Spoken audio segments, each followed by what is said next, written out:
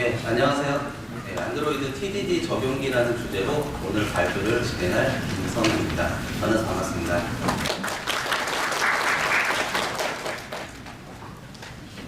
간단히 제 소개로 시작을 하도록 할게요. 저는 케어랩스라는 회사에서 굿닥이라는 앱 서비스를 담당하고 있습니다. 개인적으로는 코틀린과 테스트, 아키텍처에 관심이 많으며 굿닥이 헬스케어 시장에서 좋은 영향을 미칠 수 있도록 즐겁게 개발하고 있습니다. 근래에 굿닥에서는 회원 관리 체계를 강화를 하면서 관련된 부분 전체를 변경하는 프로젝트를 진행을 했었는데요. 내부적으로 변경된 부분이 많다 보니까 클라이언트 팀 입장에서도 기존 코드를 수정하기보다는 새롭게 프로젝트를 만들어서 진행하기로 결정을 했어요. 저는 이 프로젝트를 진행을 하면서 대부분의 TDD를 적용해서 개발을 했는데요. 오늘은 그중 로그인 부분을 실내로 들어서 TDD를 적용한 경험을 공유하려고 합니다.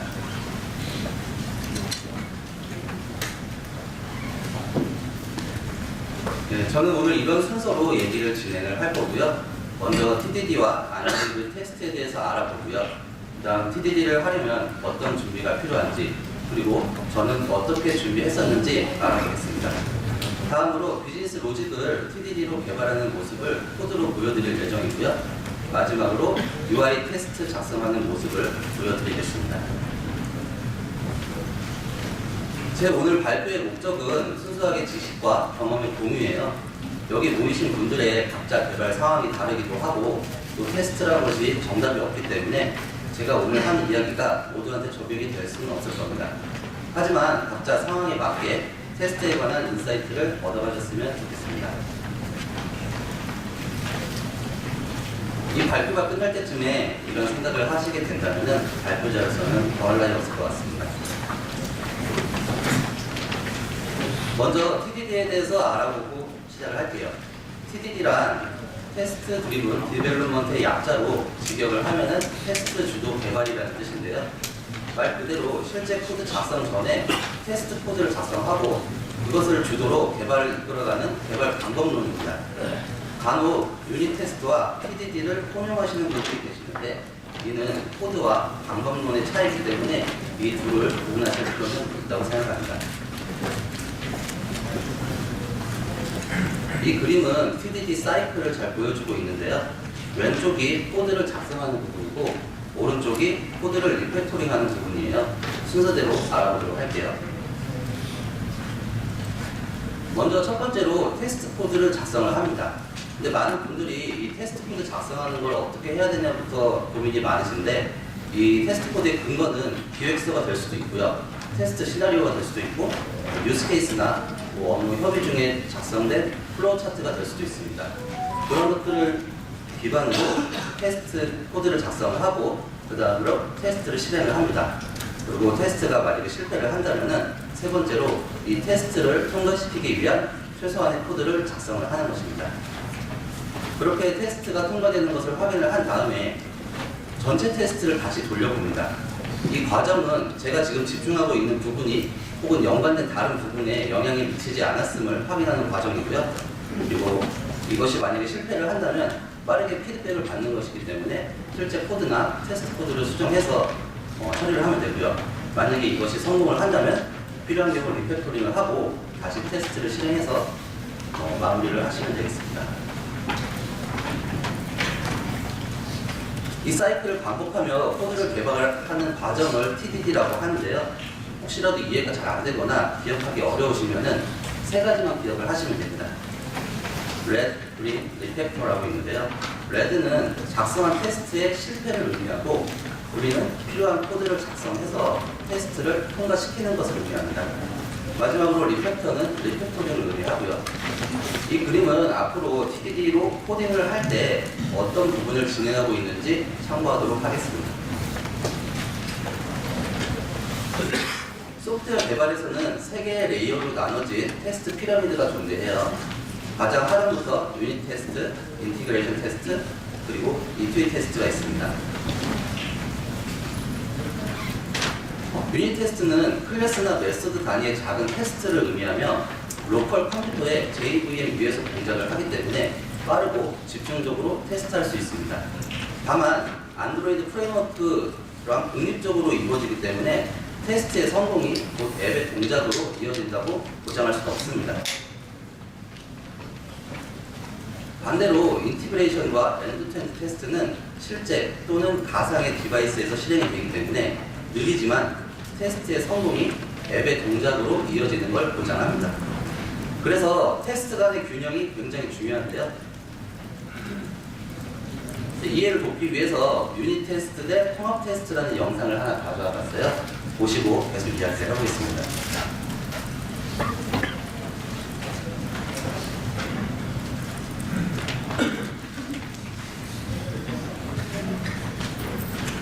네, 이게 자물쇠랑 미닫이문이 잘 동작하는 거는 유닛 테스트로 확인을 한 거예요. 근데 이것들을 모아갖고 통합 테스트를 진행을 했더니 실패를 하죠. 그래서 이 영상은 두 가지를 잘 보여주고 있는데요. 첫 번째는 유닛 테스트와 통합 테스트가 균형을 잘 이루어야 한다는 거고요. 두 번째는 유닛 테스트의 통과가 실제 프로덕트의 동작으로 이어진다는 걸 보장하지 않는다는 얘기입니다. 그래서 구글에서는 일반적으로 70대, 20대, 10의 비율로 테스트를 유지하기를 권장하고 있습니다. 각 레이어에서 사용하는 테스트 라이브러리에 대해서 알아볼게요. 유닛 테스트에서는 테스트하려는 코드가 얼마나 안드로이드 프레임워크의 의존성이 강한지에 따라 로볼레트릭이나 모키토를 사용합니다. 피라미드 상위 테스트에서는 실제 디바이스에서 테스트를 실행하기 위해 에스프레소나 안드로이드 테스트 서포트 라이브러리가 사용됩니다. 오늘 예제에서는 모키토와 에스프레소를 사용을 해서 테스트 코드를 작성하는 모습을 보여드리도록 하겠습니다. 자, 이제 테스트 TDD를 하기 위해서 준비를 할 건데요. 뭘 먼저 해야 될까요? 테스트 코드 작성을 넘어서 TDD를 적용을 하기 위해서는 아키텍처에 대한 고민이 먼저라는 것이 결론이었습니다. 그러면 어떤 아키텍처를 적용을 해야 TDD를 할 수 있을까요? MVVM이 될 수도 있고 클린 아키텍처가 될 수도 있는데, 요즘 인기 있는 아키텍처 특성에는 모두 테스터블이라는 특성이 들어있어요. 제가 내린 결론은 어떤 아키텍처를 적용하느냐가 아니고 얼마나 테스터블하게 아키텍처를 적용하느냐였습니다. 그럼 테스터블한 아키텍처란 무엇을 의미할까요? 구글의 테스트 관련 코드 랩에 있는 문구를 가져와 봤는데요. 테스트 가능한 아키텍처의 핵심 아이디어는 응용 프로그램의 부분을 분리하고 개별적으로 유지 관리하고 테스트할 수 있도록 하는 것입니다. 라고 되어 있는데요. 여기서 핵심은 각 부분을 분리한다는 것과 그것을 개별적으로 테스트할 수 있도록 한다는 것입니다. 제가 선택한 아키텍처는 MVP예요. 그 이유는 크게 두 가지가 있는데요. 첫 번째는 MVP가 테스터블한 아키텍처의 조건에 부합을 하고요. 두 번째는 이미 기존 회사 코드가 MVP 구조로 되어 있었기 때문입니다. 그러면 MVP에서 각 부분이 어떻게 분리가 돼서 감당을 하고 있는지 알아보도록 할게요. 먼저 뷰는 두 가지 역할을 해요. 데이터를 화면에 보여주고 사용자의 액션을 클리언트한테 전달을 합니다. 프레젠트는 뷰와 모델 사이에 위치하고 있으며 기본적으로 비즈니스 로직을 수행을 하고요. 사용자의 액션이 오면 그것을 처리하고 데이터를 가져오거나 저장하도록 모델에 요청하는 일도 합니다. 그리고 데이터를 화면에 보여주도록 뷰한테 요청을 하기도 하고요. 그리고 모델은 요청에 의해 데이터를 제공하거나 저장하는 데이터 로직을 담당하고 있습니다. MVP는 이렇게 각 기능과 역할이 분리되어 있는 구조로 되어 있고요. 보시는 그림은 구글의 깃허브에서 가져온 MVP 아키텍처 모습이에요. 앞에 설명한 MVP와 거의 같고 데이터를 담당하던 모델을 레포지토리라는 클래스로 사용을 한다고 이해하시면 되겠습니다. 오늘 예제에서는 이 모델을 그대로 따르고 있습니다. 오늘 TDD로 작성할 로직을 플로우차트로 그려봤어요. 굉장히 간단하죠. 사용자는 이메일과 비밀번호를 입력을 하고 로그인 버튼을 클릭을 하겠죠. 그러면 입력값의 유효성을 검증한 후에 서버에 로그인 API를 호출하고 그 결과에 따라 성공, 실패를 처리하면 됩니다. 그러면 이 이메일 로그인 기능이 MVP 안에서는 어떻게 동작을 하는지 알아보도록 할게요. 먼저 사용자는 뷰에서 이메일과 비밀번호를 입력하고 로그인 버튼을 클릭하죠. 그러면 뷰는 이 클릭 이벤트를 프레젠터한테 전달을 해요. 그럼 프레젠터는 입력한 값들의 유효성을 검증을 한 후에 이상이 없으면 레포지토리한테 로그인 프로세스를 요청을 합니다. 그리고 레포지토리는 네트워크로 로그인 API를 호출을 해서 그 결과를 콜백으로 돌려줍니다. 프레젠터는 콜백 받은 데이터의 성공 실패에 따라 그에 맞게 뷰를 갱신하도록 요청을 하고요. 이렇게 이메일 로그인이 MVP 안에서 각 역할에 맞게 동작을 하고 있습니다.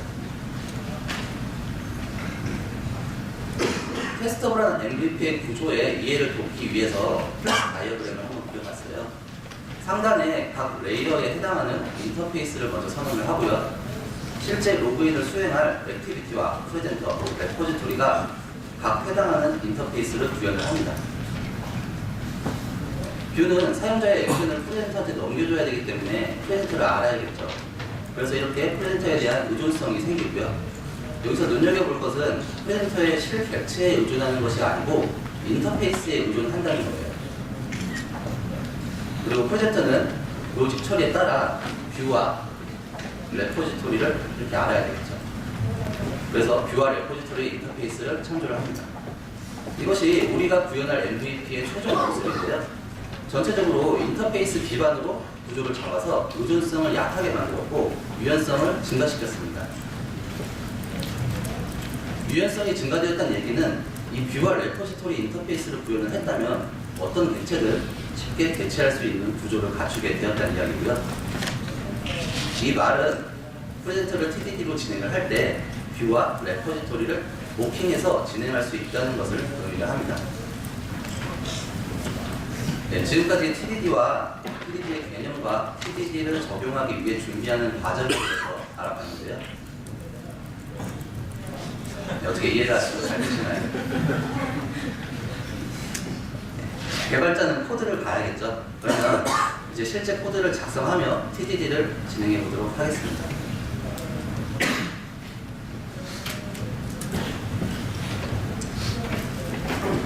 네, 먼저 인터페이스를 작성을 해요. 뷰와 프레젠터, 레포지토리 인터페이스를 선언을 했고요. 그것들을 컨트랙트라는 클래스로 묶어놓았는데 이 컨트랙트는 계약이라는 뜻이고 내부에 있는 인터페이스들이 서로 논리적으로 연관이 되어 있다는 것을 의미를 합니다. 상황에 따라서 레포지토리를 독립적으로 구현을 할 수도 있고 모든 인터페이스를 각각 따로 구현을 하셔도 문제는 없습니다. 그럼 이제 인터페이스를 구현을 해볼게요. 액티비티를 클래스를 만들고 뷰 인터페이스를 구현을 합니다. 그리고 프레젠터 클래스를 만들고 마찬가지로 프레젠터 인터페이스를 구현을 하고요. 프레젠터 클래스에서 생성자에서 보시면 뷰와 레포지토리를 인터페이스 타입으로 주입을 받고 있어요. 물론 내부적으로 객체를 생성을 해서 사용을 할 수도 있지만 그렇게 하면 다른 객체로 대체하기가 어렵습니다. 따라서 TDD를 적용을 하면서 뷰와 레포지토리를 모킹 객체로 대체를 하려면 이렇게 디펜던시 인젝션 개념을 적용을 해서 외부에서 주입을 받도록 구조를 잡습니다.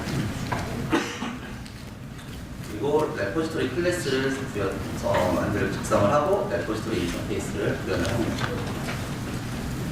그리고 뷰 또한 프레젠터를 알아야 되기 때문에 이렇게 인터페이스 타입으로 프레젠터 변수를 선언을 하고요.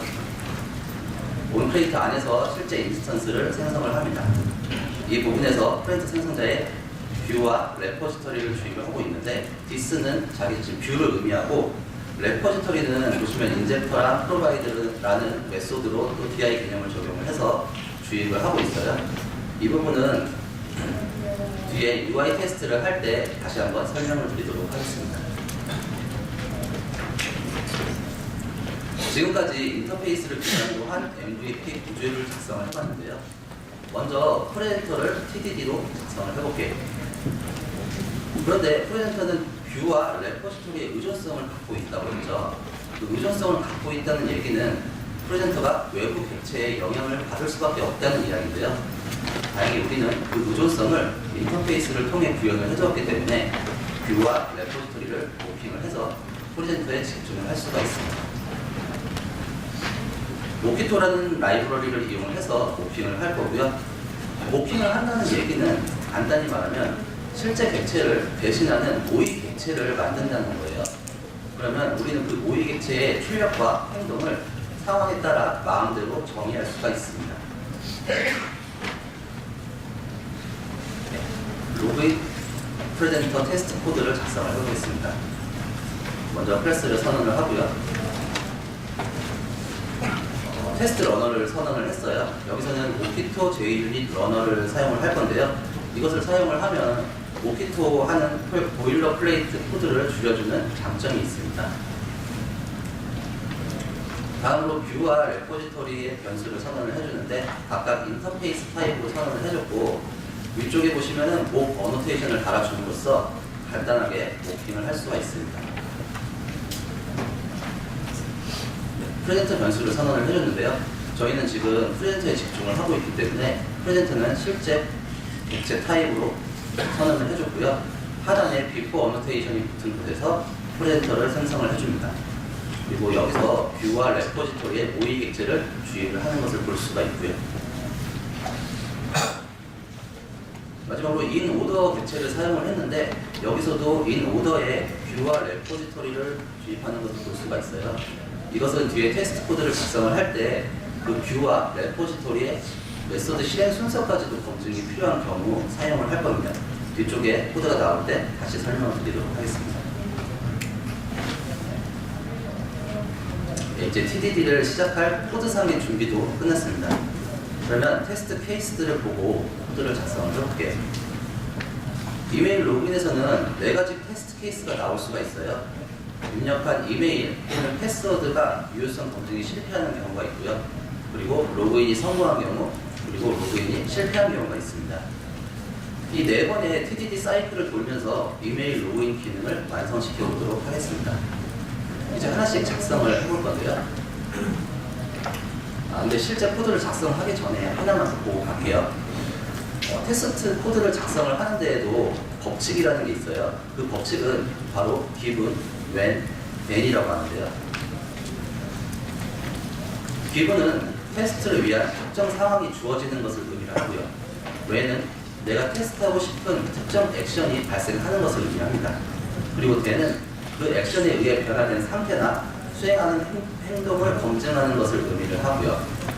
그렇다면 이메일을 잘못 입력했을 경우에 테스트 케이스를 이 법칙을 이용해서 작성을 해보도록 할게요. 먼저 기분, 특정 상황이 주어진다는 얘기인데, 잘못된 이메일을 입력한다는 상황이 주어지겠죠. 그리고 when, 내가 테스트하고자 하는 액션은 바로 로그인 버튼을 클릭한 상황입니다. 그리고 then, 제가 검증하고 싶은 것은 유효성 검증이 실패를 하고, 그런 다음에 이메일 검증 실패 메시지를 보여주는 것을 말합니다. 앞으로 테스트 시나리오를 작성을 할 때 이 기준으로 생각을 하시면 도움이 되실 것입니다. 이렇게 첫 번째 테스트 케이스 시나리오가 작성이 되었고요. 이제 이것을 테스트 코드로 작성을 해볼게요. 먼저 잘못된 이메일을 입력한 상황을 만들어 볼게요. 우리는 프레젠터를 TDD로 작성을 하고 있으니까 프레젠터 입장에서 생각을 해보죠. 우선 사용자가 입력한 이메일 값을 알아야 되는데, 그러면 프레젠터 입장에서는 입력된 값을 알고 싶다면 어떻게 해야 될까요? 바로 뷰한테 사용자가 입력한 이메일 값을 달라고 요청을 하면 됩니다. 그래서 이렇게 코드로 작성을 해볼 수가 있는데요. 이 코드의 의미는 누군가 모킹한 뷰에 get input email 메소드를 호출할 경우 저 초록색 문자열을 반환하는 코드입니다. 이것은 뷰를 모킹했기 때문에 가능하며, 이것을 테스트에서는 스터빙한다고 이야기를 합니다. 다음으로 뷰에서 로그인 버튼 클릭이 일어나면 이것을 프레젠터한테 전달을 하겠죠. 그것을 전달받을 메소드명을 onClick 이메일 로그인이라는 정해봤고요. 그 다음으로 이메일 검증 오류에 대한 메시지가 보이는 것을 확인을 해야겠죠. 이렇게 테스트 코드를 작성을 해줍니다. 메시지를 보여주는 담당 또한 뷰이기 때문에 뷰에 메시지 보여주는 메소드가 호출되는 것을 기대하는 코드를 작성을 해봤습니다. 이렇게 테스트 시나리오를 기반으로 테스트 코드를 작성을 해봤는데요.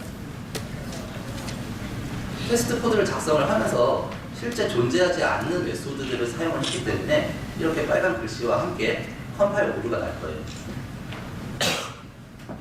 그러면 각 인터페이스에 메소드들을 선언을 해줌으로써 컴파일을 통과시켜 보도록 할게요. 뷰와 프레젠트에 필요한 메소드들을 작성을 합니다. 그러면 이 인터페이스들을 구현하고 있던 테스트들도 컴파일 오류가 나요. 먼저 액티비티의 onCreate 안에서 버튼 이벤트를 정의를 해줍니다. 로그인 버튼을 클릭을 했을 때 프레젠트의 onClick 메소드가 호출되도록 하고요. 다음으로 필요한 메소드들을 오버라이딩 해줍니다. 이렇게 하면 컴파일이 정상적으로 완료가 되고요. 이제 테스트를 실행을 해보겠습니다. 네, 첫 번째 테스트가 실패를 했습니다. 이 부분이 바로 TDD 사이클에서 레드 부분을 나타내고 있고요. 테스트 실패 이유는 메시지로 잘 보여주고 있어요. wanted but not invoked라고 되어 있는데 이것은 실행되기를 원했지만 그렇지 않았다는 거예요. 바로 뷰에 show message 메소드가 호출되지 않았다는 의미이고요. 테스트 코드를 살펴보면 프레젠터의 onClick 메소드 다음에 검증하려고 했던 뷰의 메소드가 호출되지 않아서 테스트가 실패를 한 겁니다. 우리는 아직 프레젠터의 실제 코드에 아무것도 작성을 하지 않았기 때문에 어쩌면 당연한 결과죠. 이제 테스트 코드를 실제 코드로 바꿔볼게요. 먼저 뷰에서 입력한 이메일을 가져오고요. 정규식을 이용해서 이메일의 유효성을 검증을 합니다. 그리고 검증이 실패할 경우 뷰에 메시지를 보여주는 메소드를 호출해 줍니다. 이렇게 해서 테스트 코드 기반으로 실제 코드를 작성을 해봤는데요. 다시 테스트를 돌려보면 이번 테스트가 성공을 합니다. 이 부분이 바로 TDD 사이클에서 그린에 해당이 됩니다. 그럼 이번에 리팩토링을 해볼게요. 정규식 코드가 지저분하기도 하고 재사용 가능성도 있기 때문에 밸리데이터라는 클래스를 만들고 이메일 유효성 검증하는 메소드로 추출을 해봤습니다. 그리고 프레젠터는 이 메소드를 이용해서 코드를 깔끔하게 정리를 했습니다. 그리고 리팩토링이 끝나고 다시 테스트를 돌려봄으로써 내가 한 리팩토링이 이전에 동작하던 코드를 망치지 않았음을 확인할 수 있습니다. 두 번째 시나리오는 잘못된 형식의 비밀번호를 입력한 테스트 케이스예요. 이 케이스가 앞의 케이스와 다른 점은 잘못된 비밀번호를 입력했다는 것과 그에 따른 메시지를 보여준다는 건데요. 하나씩 작성을 해볼게요. 먼저 이메일과 패스워드를 입력한 상황을 만듭니다. 패스워드는 유효성 검증을 통과하지 못하도록 짧게 만들어줬고요. 그리고 로그인 버튼을 클릭하면 프레젠터의 onClick 메소드가 호출이 될 거예요. 그리고 비밀번호 유효성 검증이 실패를 할 테고 그에 따른 메시지를 보여주기를 기대하는 테스트 코드를 작성을 해봤습니다. 마찬가지로 컴파일 오류가 날 거고요. 인터페이스에 필요한 메소드를 작성을 해줌으로써 컴파일 오류를 잡아줍니다. 액티비티에도 필요한 메소드를 오버라이딩 해주고요. 이제 컴파일이 통과됐으니까 테스트를 돌려볼게요. 테스트는 실패를 할 거고 실패 이유는 마찬가지로 실행되기를 기대하는 메소드가 호출되지 않았기 때문이죠. 그러면 이제 테스트 코드를 기반으로 실제 코드를 다시 작성을 해볼게요. 뷰에게 입력한 비밀번호를 달라고 한 후에 유효성 검증을 하고 검증이 실패할 경우 그에 따른 메시지를 보여주도록 뷰에게 요청하는 코드를 작성을 했습니다. 테스트를 실행을 해서 테스트가 통과하는 것을 확인을 했고요.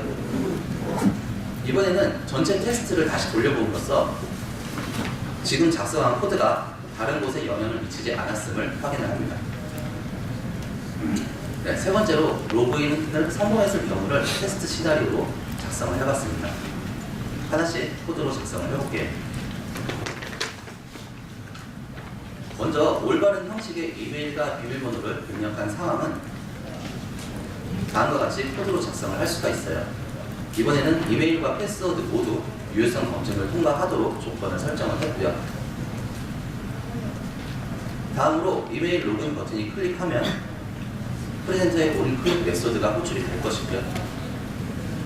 그리고 입력값의 유효성 검증은 통과를 할 테고 다음으로 띄워져 있던 키보드를 숨기고 그리고 이제 네트워크 통신을 할 거니까 로딩 다이얼로그를 보여주도록 할게요. 이 두 기능 또한 뷰에서 처리해야 될 일이기 때문에 뷰에 각 메소드가 호출되기를 기대하는 코드를 작성했습니다. 다음으로 서버의 아이디와 비밀번호를 전달을 해서 로그인 처리를 요청을 하고 로그인 성공했다는 상황을 만들어 볼 거예요. 코드로는 이렇게 작성을 해볼 수가 있습니다. 뷰에게서 입력한 이메일과 비밀번호를 달라고 한 후에 레포지토리에 로그인 메소드를 호출하면서 이메일과 비밀번호 그리고 결과를 돌려받을 콜백 리스너도 함께 전달했습니다. 상단에 보시면 콜백 리스너를 아규먼트 캡터라는 것을 이용해서 선언을 했는데요. 이것도 일종의 모킹의 일종으로서 그것을 이용해 API의 호출의 결과를 on success를 콜백 받았다는 상황을 만들 수가 있어요. 통신이 끝나면 로딩 다이얼로그를 감추고 성공 메시지를 보여준 후에 화면을 종료하는 시나리오입니다. 이것 모두 뷰의 역할이기 때문에 뷰의 각 메소드들이 차례로 호출되기를 기대합니다. 여기서 인올 오더라는 객체를 사용을 했는데요. 이번에는 각 메소드들의 실행 순서 또한 중요하기 때문에 인 오더를 사용을 했어요. 네트워크 호출 전에 로딩 다이얼로그가 보이고 끝나면 사라져야 되는 것처럼 순서가 중요할 때 사용하면 좋습니다.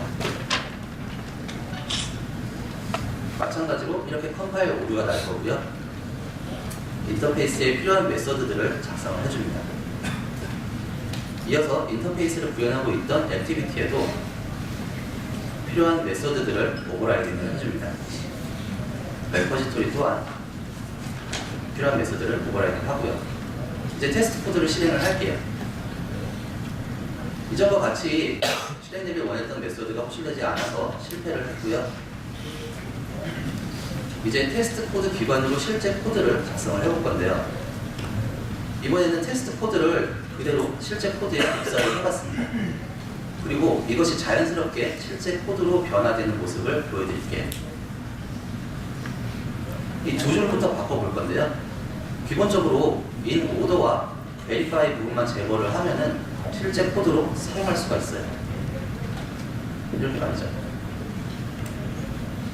그리고 뷰에게 입력한 이메일과 비밀번호를 받고 레포지토리에 로그인 메소드를 호출하는 테스트 코드를 실제 코드로 바꿔볼게요. 자, 이렇게 작성을 해볼 수가 있고요. on fail 부분은 아직 테스트 코드 작성 전이기 때문에 투두로 그대로 남겨놓도록 하겠습니다. 그리고 우리는 로그인을 성공했을 경우를 테스트하고 있기 때문에 on success 메소드 안에 테스트 코드를 위치시켰고요. 이것 또한 자연스럽게 실제 코드로 변경할 수가 있습니다. 이렇게 해서 테스트 코드가 실제 코드로 적용이 되었고요. 이제 테스트를 돌려보면 테스트가 성공하는 것을 확인할 수가 있어요. 전체적으로 테스트를 다시 돌려봄으로써 다른 곳에 영향을 미치지 않았음을 확인할 수 있고요. 마지막 케이스는 로그인 실패 케이스예요. 앞전과 다른 부분은 서버에서 로그인 실패라고 결과를 알려준다는 것과 그에 따라 실패 메시지를 보여준다는 것입니다. 작성된 테스트 코드인데요. 밑에서 세 번째 줄을 보시면은 이번에는 콜백에 on fail 메소드가 호출된 상황을 만들었죠. 그리고 로딩 다이얼로그를 숨기고 서버에서 받은 오류 메시지를 보여주도록 했습니다. 컴파일부터 해야겠죠? 인터페이스에 메소드를 작성을 해주고요. 이것을 구현하고 있는 액티비티에도 메소드를 오버라이딩 해줍니다. 그리고 테스트를 돌려보면 기대한 대로 메소드가 호출되지 않았음을 알려주게 되고요. 그럼 우리는 on fail 메소드에 테스트 코드 기반으로 실제 코드를 작성을 해줍니다.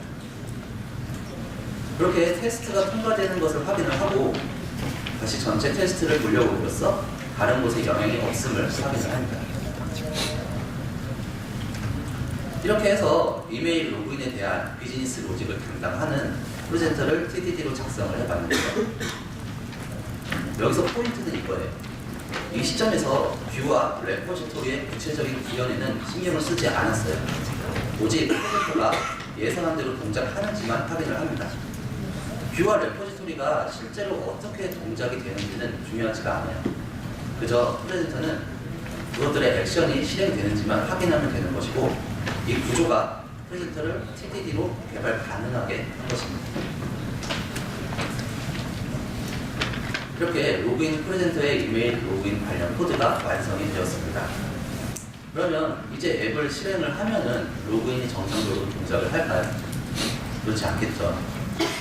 유닛 테스트로 프레젠터는 모두 구현이 되었지만은 레포지토리와 뷰는 행동만 정의가 되어 있을 뿐 실제 구현이 개발되지가 않았어요. 이렇게 말이죠. 이것이 유닛 테스트가 빠르지만 그것의 통과가 실제 앱의 동작으로 이어지지는 않는다는 것을 보여주고 있고요. TDD 과정을 보시면서 느끼셨을지도 모르겠지만 프레젠터의 테스트 코드 자체가 실제 코드가 되는 경우가 많기 때문에 TDD를 한다고 개발 시간이 막 증가하고 그러지는 않았어요. 말 그대로 개발 과정 속에 TDD가 녹아들어 갔다고 보는데요. 그래서 저는 실무에서 비즈니스 로직을 담당하는 프레젠터는 100% TDD로 개발을 하고 있습니다. 그리고 뷰와 레포지토리에 구현해야 할 메소드들이 굉장히 단순하고 명확해요. 레포지토리의 로그인 메소드에서는 API를 호출하고 그 결과를 풀백으로 돌려주는 코드만 작성을 하면 됩니다. 로그인 액티비티도 메소드가 많지만 그 기능은 각각 굉장히 단순해요. 에디트 텍스트에 입력된 값을 돌려주거나 메시지를 보여주는 등 뷰에서 할 수 있는 단일 기능들을 구현을 해주면 되고요. 이것이 UI가 단순한 로그인 화면이라서가 아니고 잘 분리된 아키텍처라면 이렇게 각 부분이 단순 명료해집니다. 그래서 저는 여기에서 개발을 끝내고 앱을 디바이스에서 실행을 해서 테스트하고 마무리를 하는 것으로 하는 경우가 많은데요. 유닛 테스트와는 다르게 UI 테스트는 느리기도 하고 개발 속에 녹아든다는 느낌보다는 테스트 코드를 작성하기 위해서 추가적인 작업이 들어간다는 느낌이 강해서 이렇게 진행을 하고 있습니다. 다만 UI를 반복적으로 테스트해야 하거나 그런 경우에는 별도로 UI 테스트를 작성을 하고 있습니다.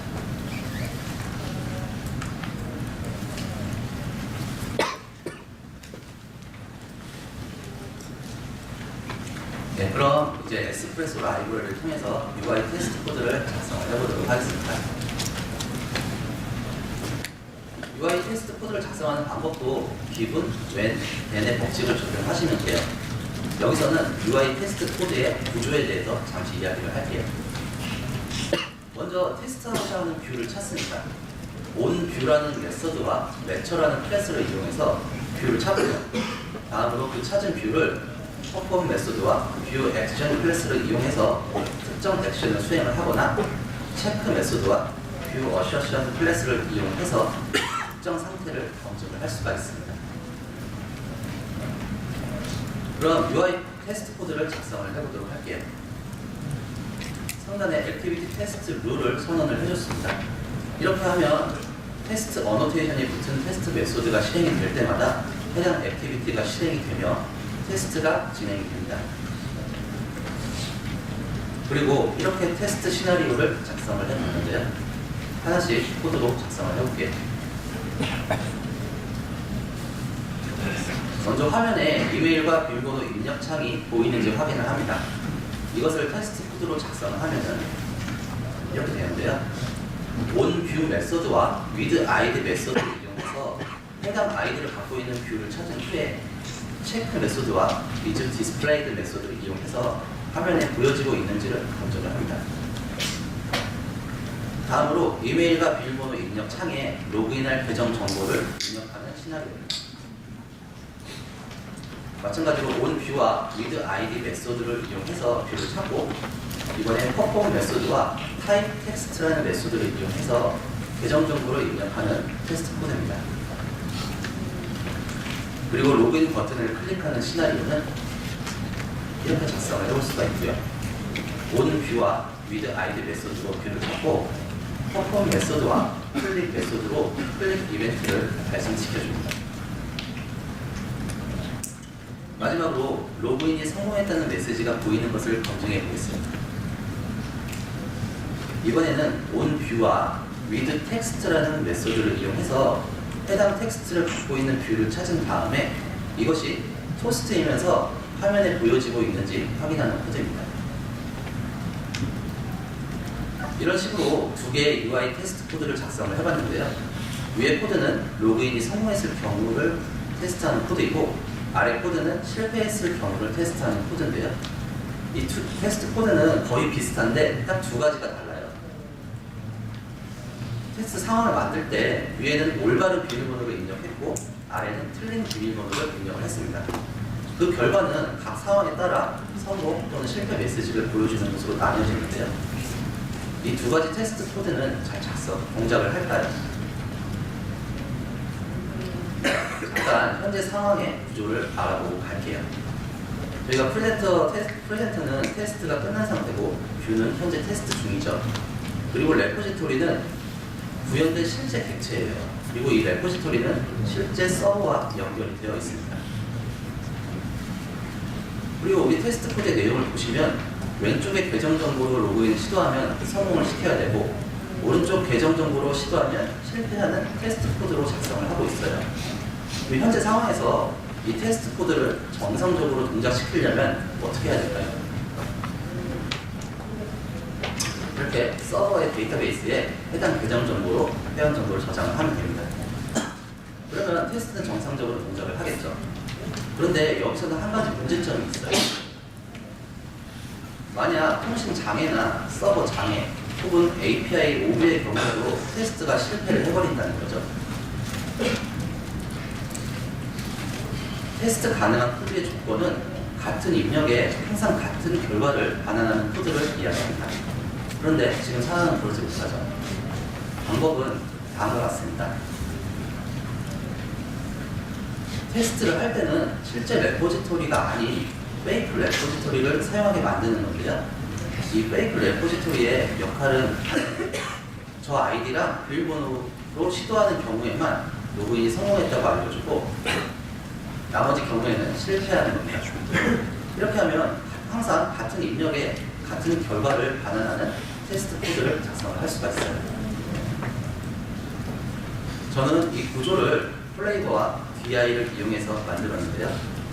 프레젠터 객체를 생성할 때 뷰와 프레젠터를 주입하는 거 기억나시죠? 이때 레포지토리는 DI 개념을 적용을 해서 인젝터라는 외부 클래스를 통해 주입을 받도록 되어 있습니다. 그리고 플레이버를 이용해서 몹과 프로덕이라는 두 가지 빌드 변형을 만들어줬고요. 플레이버에 따른 폴더 구조를 보여주고 있는데요.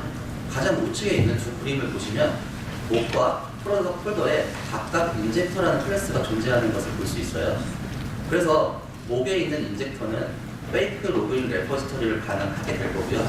프로덕에 있는 인젝터 클래스는 실제 로그인 레포지토리를 반환하는 구조입니다. 인젝터의 내용을 보여주는 코드예요. 위 코드는 프로덕의 인젝터로서 실제 레포지토리를 반환을 하고 있고 아래 코드는 몹의 인젝터로서 페이크 레포지토리를 반환하는 코드입니다. 그리고 각 레포지토리의 코드는 다음과 같습니다.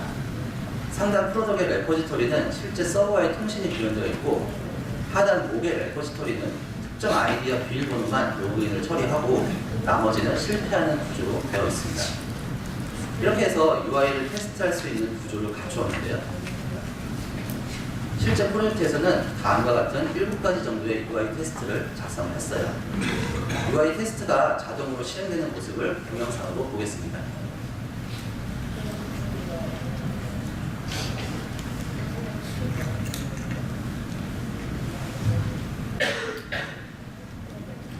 지금 영상은 제가 작성한 테스트 코드가 하나하나 실행이 되면서 제가 설정한 값들을 입력하고 또 로그인 버튼을 클릭해서 조건에 맞게 동작하는지 자동으로 확인하고 있는 모습이에요. 그래서 저는 요구사항이 중간에 바뀌는 경우 코드를 수정하고 하나하나 직접 확인하는 대신에 이 테스트 코드를 실행을 하고 그냥 잠시 기다리면 되었습니다.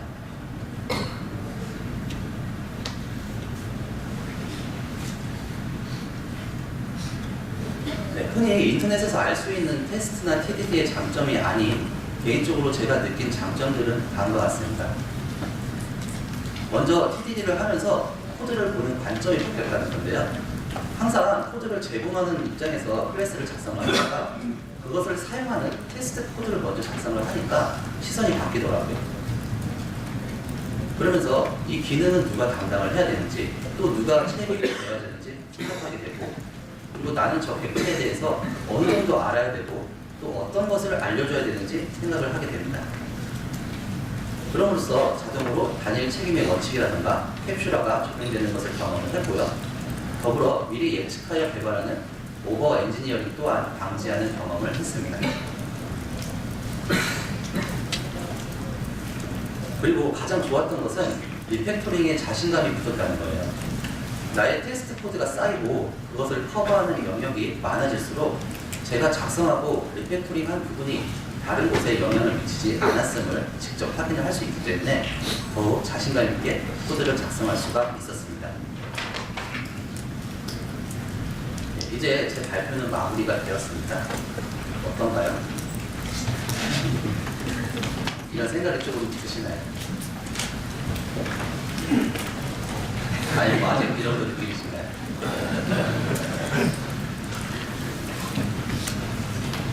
여기 계신 분들 각자 상황이 다 다르기 때문에 발표가 끝난 이 시점에 생각하는 부분이 각자 다르실 거예요. 테스트를 해야겠다는 마음가짐이 중요할 수도 있고, 테스트 코드를 작성하는 스킬이 중요할 수도 있고요. 혹은 아키텍처나 플로우 차트를 먼저 잡아야겠다고 생각하실 수도 있을 거예요. 아무쪼록 각자 중요한 것을 찾아서 작게나마 TDD를 진행해 보셨으면